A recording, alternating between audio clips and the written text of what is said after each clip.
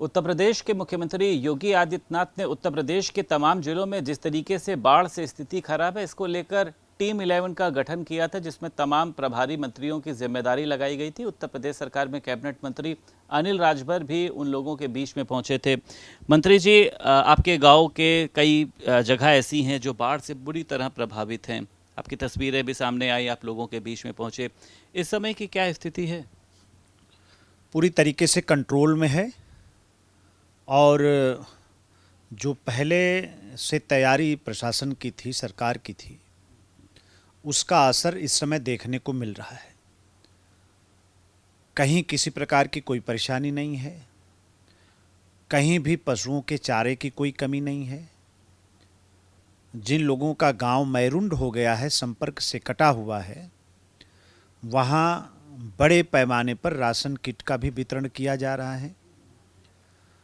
स्वास्थ्य से संबंधित जो सेवाएं हैं वो भी पूरी तरीके से व्यवस्थित हैं। बाढ़ प्रभावित इलाके में बड़े पैमाने पर सर्पदंश की शिकायतें मिलती हैं। वो दवा हम लोगों ने पहले ही रखवा लिया है, जो आज जनता की सेवा में काम आ रही है। किसी प्रकार की कोई परेशानी नहीं है। माननीय मुख्यमंत्री जी की सक्रियता और समय समय पर उनके दिशा निर्देश और प्रशासन की पहले से की गई तैयारी के कारण किसी ऐसी परिस्थिति का सामना हम लोग आज नहीं कर रहे हैं जिसकी वजह से बहुत चिंता का कोई विषय हो। मंत्री जी, अधिकारियों को भी सीएम निर्देशित करते हैं, तो क्या अधिकारी बेहतर काम नहीं कर रहे थे? जो मंत्रियों की फौज उतारनी पड़ गई, पूरा विपक्ष भी इसको लेकर कह रहा है कि जहां जा रहे हैं फोटो खिंचा रहे हैं, तो क्या अधिकारियों की काम करने की रफ्तार कम थी, आप लोगों को उतरना पड़ा? नहीं, देखिए, एक समन्वय तो बना रहना चाहिए। और प्रभारी मंत्री आखिर किस बात के लिए बनाए जाते हैं? सिर्फ जिला योजना की बैठक तक सीमित प्रभारी मंत्री रहें, ये व्यवहारिक चीज़ नहीं है। तो पब्लिक की हर सुख दुख में अगर प्रभारी मंत्री शामिल हो रहे हैं, प्रशासन के मार्गदर्शन के लिए प्रभारी मंत्री जी वहाँ पर बैठे हैं, तो अच्छी बात है। एक तो जनता के अंदर विश्वास बना रहता है, दूसरा जो मशीनरी है सक्रियता से काम करती रहती है। ऐसा नहीं है कि प्रभारी मंत्री नहीं जाएंगे तो हमारे अधिकारी कहीं लापरवाही करेंगे, ऐसा कहीं नहीं है। लेकिन आखिर हम लोग भी क्या करेंगे? मंत्री लोग भी तो जमीन पर जाएं, नीचे जाएं। मंत्री जी, आपको नहीं लगता है कि पहले से हो सकते हैं कि बाढ़ ना आए, कुछ इस तरीके के बांध बनाए जाएं या कुछ इस तरीके की व्यवस्था हो? कई गांव जो हैं वो प्रभावित हैं, आपके भी कुछ जो अपने लोग होंगे वो भी बुरी तरह प्रभावित होंगे। पहले से इसकी कोई कार्य योजना ऐसा नहीं है कि तैयार की जाए सर? नहीं, देखिए, पहले से हम लोगों ने बहुत अपील लोगों से किया है कि कोई भी डूब क्षेत्र में कृपया अपना घर न बनाए। लेकिन पहले से बहुत से लोगों के घर भी बने हुए हैं। और प्राकृतिक आपदा, देखिए, मैन मेड तो ये है नहीं कि किसी व्यक्ति ने ऐसी समस्या खड़ा कर दी। ये तो प्राकृतिक आपदा होती है। अब प्राकृतिक आपदा आ गई तो बेहतर प्रबंधन और सक्रियता के वजह से हम पब्लिक की मदद कर सकते हैं, उनके सहयोगी बन सकते हैं। पहले से भी बहुत से काम हुए हैं। पहले के जितने तटबंध हैं सबका मरम्मत किया जाता है। नए तटबंध भी सरकार ने बहुत से बनाए हैं। और मुझे कहने में ज़रा भी संकोच नहीं है कि जो बाढ़ की समस्या वास्तव में आपको दिखाई देती है, उसके अस्थायी समाधान की तरफ सरकार ने बड़ा मजबूती से कदम बढ़ाया है। आप पहले की तुलना में आप देख लें तो जान माल की जिस तरह से पहले नुकसान होता था, उसमें भारी गिरावट आई है। अभी मैं जैसे बनारस की बात करें, मेरा विधानसभा खुद प्रभावित है, लेकिन जिस तरह से वहाँ हम सब लोग सक्रिय होके किसी प्रकार के जान माल की कोई नुकसान नहीं, किसी प्रकार की कोई परेशानी नहीं। हमारे जो शिविर बने हैं वहाँ भोजन पानी का पूरा व्यवस्था है। वहाँ आके पूरे विश्वास के साथ लोग रह रहे हैं। पशुओं के चारे की कहीं कोई कमी नहीं है, नाव की कहीं कोई कमी नहीं है, स्टीमर की कहीं कोई कमी नहीं है। एनडीआरएफ और एसडीआरएफ की टीम पूरी तरीके से सक्रियता से लगी हुई है। हमारे पुलिस के जो जवान हैं, पीएससी के जवान हैं, यहाँ तक कि होमगार्ड्स के भी जवानों को राहत आपदा की ट्रेनिंग दिया गया है, खास तौर पे बाढ़ के समय के लिए। वो भी पूरे सक्रियता से सब लोग लगे हैं। ठीक है। एनडीए की संसदीय दल की बैठक में पीएम मोदी को ऑपरेशन सिंदूर के लिए सम्मानित किया गया। वही ऑपरेशन सिंदूर जिसको लेकर विपक्ष ने आप लोगों को कटघरे में खड़ा किया, कई तरीके के सबूत मांगे। देखिए, ऑपरेशन सिंदूर ने नए भारत की परिकल्पना को चरितार्थ किया है।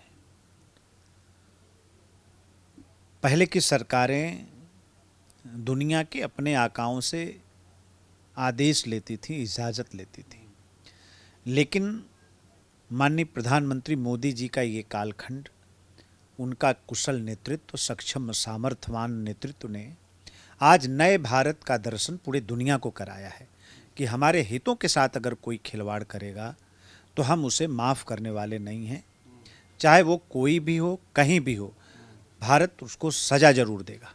अच्छा, ये बताइए, अब आपकी सरकार क्या जाति धर्म को लेकर आप लोग कार्रवाई करेंगे क्या? विपक्ष ऐसा कह रहा है। पंचायती राज विभाग के संयुक्त निदेशक ने एक लेटर जारी किया कि 57,600 ग्राम पंचायतों में यादव और मुसलमानों ने जहां पर अवैध कब्जा किया है वहां पर कार्रवाई की जाए। हालांकि सीएम ने संज्ञान लिया, संयुक्त निदेशक को हटाया, लेकिन विपक्ष आप लोगों को घेर रहा है कि देखिए मुसलमानों, यादवों की ये जो है ये दुश्मन सरकार है, पीडीए की दुश्मन सरकार है।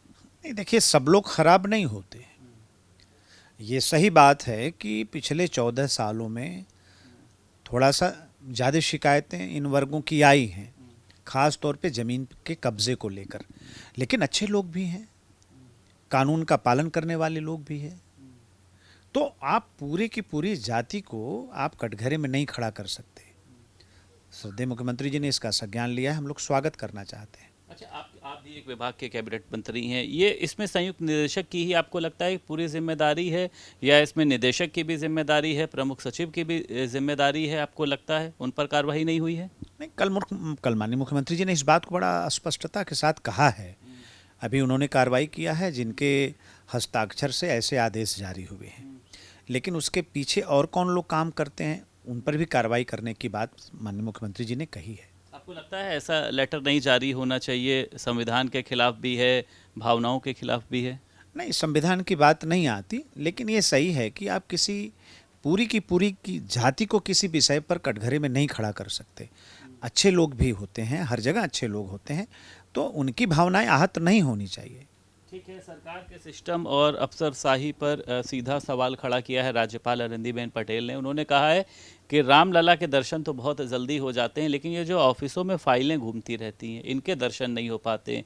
कभी कोई अधिकारी कमी बता देता है, कभी कुछ कमी बता देता है। आप भी विभागीय अधिकारियों से दो चार होते हैं, किस तरीके से देखते हैं आप राज्यपाल के इस बयान को? देखिए, महामहिम ने कोई अगर बात कही है तो उसका आदर है, उसका सम्मान है, और उनके कहने की संवेदनशीलता हम सब लोग समझ सकते हैं। लेकिन सरकार ने पूरी व्यवस्था की है कि कोई भी फाइल 3 दिन से ज़्यादा, 73 घंटे से ज़्यादा एक जगह नहीं रुकनी चाहिए। लेकिन महामहिम ने कोई बात कहा है तो निश्चित उसको हम लोग देखेंगे। अच्छा, बिहार में मतदाता सूची के पुनरीक्षण को लेकर कल भी विरोध हुआ था, आज भी इसको लेकर विरोध हो रहा है। चाहे तेजस्वी यादव हों, चाहे अखिलेश यादव हों, तमाम लोग आप लोगों के ऊपर हमला कर रहे हैं। नहीं, ये बेवजह की बातें हैं। देखिए, हम लोग तो चुनाव आयोग से कहेंगे कि यूपी में भी इसको देखने की आवश्यकता है। और भाई, एक आदमी को हमारा संविधान क्या कहता है? इसका चुनाव क्या इस पर कराएंगे आप? आपको ऐसा लगता है सरकार इस ओर जा रही है? नहीं, सरकार से क्या मतलब है? एक मतदाता के नाते हम सब लोग अपील करना चाहते हैं, और जनप्रतिनिधि के नाते भी अपील। चुनाव आयोग से आपको लगता है कि अपील करी जाएगी कि जो 27 का चुनाव हो वो भी वहाँ पर पुनरीक्षण ऐसा होना चाहिए यहाँ पर? मैं व्यक्तिगत अपनी बात कर रहा हूँ, चूँकि हम लोग जनप्रतिनिधि भी हैं, चुनाव भी लड़ते हैं, तो जिस तरह की समस्या हमारे सामने आती है मतदान के दिन, एक मतदाता का कई जगह नाम, कितनी समस्या होती है। ऐसे मतदाताओं को भी सूची में देखने को मिलता है जिनको हम लोग न जानते हैं, न पहचानते हैं, न उनका गांव जानता है, न उनका टोला पड़ोस जानता है, उनके मोहल्ले को लोग भी नहीं जानते। ये कौन लोग हैं भाई? और इसमें तो किसी को आपत्ति नहीं है। भारत के संविधान ने जिनको मतदान करने का अधिकार दिया है वही तो मतदान करेंगे। भारतीय को मतदान करने का अधिकार है ना, कि बांग्लादेशी को मतदान करने का अधिकार है? नहीं है। अगर इसको श्योर करना चाहता है चुनाव आयोग तो किसी को भी कोई आपत्ति नहीं होनी चाहिए। ठीक, एक आखिरी सवाल है। सुप्रीम कोर्ट ने राहुल गांधी को कहा है कि एक भारतीय होने के नाते इस तरीके की बयानबाजी ठीक नहीं है, जब उन्होंने कहा था कि भारतीय सेना जो है वो चीनी सैनिकों द्वारा पीटी जा रही। सुप्रीम कोर्ट ने पूछा है क्या आप वहाँ पर थे? नहीं, बहुत ये एक मतलब शर्मसार करने वाला बयान है। आप इतना भी विरोध में अंधे न हो जाइए कि आपकी बात से देश की भावना आहत हो। हमारे जो सैनिक हैं, बहादुर हैं, पूरी दुनिया जिनकी वीरता का, जिनकी बहादुरी का लोहा मानती है, और ऐसे सैनिकों के लिए आप इस तरह की बात कर रहे हैं। बहुत शुक्रिया बात करने के लिए। उत्तर प्रदेश सरकार में कैबिनेट मंत्री अनिल राजभर हमारे साथ मौजूद थे। लखनऊ से वीडियो जर्नलिस्ट मेहदी के साथ संदीप खेर, भारत समाचार।